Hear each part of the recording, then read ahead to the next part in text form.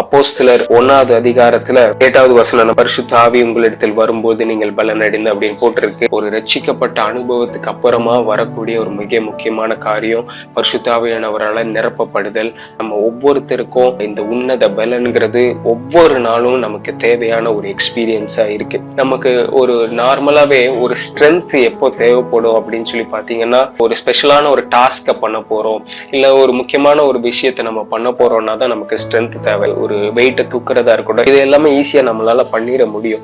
ஆனா சில ஸ்பெஷல் டாஸ்க்னு ஒண்ணு இருக்கு, அதுக்கு நமக்கு கண்டிப்பா ஒரு எக்ஸ்டர்னல் ஸ்ட்ரென்த் ஒண்ணு தேவை. அத்லெட்ஸ் எல்லாம் பாத்தீங்க அப்படின்னா எப்பவுமே கையில ஒரு எனர்ஜி ட்ரிங்க் ஒண்ணு வச்சிருப்பாங்க. ஏன் அப்படின்னா அவங்கள ஹைட்ரேட் பண்ணிட்டே இருக்கணும், அண்ட் இன்னொன்னு அவங்களுக்கு ஒரு ஸ்ட்ரென்த் எப்பவும் இருக்கணும் அப்படிங்கிறதுக்காக. மத்த எல்லாருமே தான் நம்ம ஓடுறோம், ஒவ்வொரு நாளும் ஒரு சின்ன ஆக்டிவிட்டி நமக்கு இருக்கதான் செய்யுது. ஆனா எல்லாருமே நம்ம குளுக்கோஸ் எடுத்துக்கிறது இல்லை, எனர்ஜி ட்ரிங்க் எடுத்துக்கிறது இல்லை. ஆனா ஒரு அத்லெட் ஸ்பெசிபிக்கா அந்த ட்ராக்ல ஓடுற அத்லெட் எப்பவுமே குளுக்கோஸோட ஒரு எனர்ஜி ட்ரிங்கோட இருக்கிறாரு. ஏன் அப்படின்னா அவர் அந்த நாள்ல அந்த ஸ்பெஷல் டாஸ்க பண்றதுக்கு அவருக்கு ஒரு எக்ஸ்டர்னல் ஒரு எனர்ஜி தேவை, ஒரு எக்ஸ்டர்னல் ஒரு ஸ்ட்ரென்த் தேவை. அது இருந்தாதான் அதை அவரால் கண்டினியூஸா டிரைவ் பண்ண முடியும், அவரால் ஓட முடியும். அதே மாதிரிதான் நம்ம ஒவ்வொருத்தருடைய வாழ்க்கையில டே டு டே லைஃப்ல நமக்கு எத்தனையோ சேலஞ்சஸ் நம்ம லைஃப்ல வரும். ஒவ்வொரு நாளும் நமக்கு கண்ணுக்கு மறைவா இந்த ஆவின் மண்டலத்துல எத்தனையோ சேலஞ்சஸ் இருக்கு, ஸ்பிரிச்சுவல் வார்ஃபேர்ஸ் இருக்கு. இன்னும் ஒரு சின்ன காரியத்தை பண்ணா கூட இன்னைக்கு நம்மளால பண்ண முடியறது இல்ல. ஆனா பரிசுத்த ஆவியானவரால நிரப்பப்பட்டிருக்கும் போது, பரிசுத்த ஆவியானவருடைய ஸ்ட்ரென்த்னால, அந்த உன்னத பலனால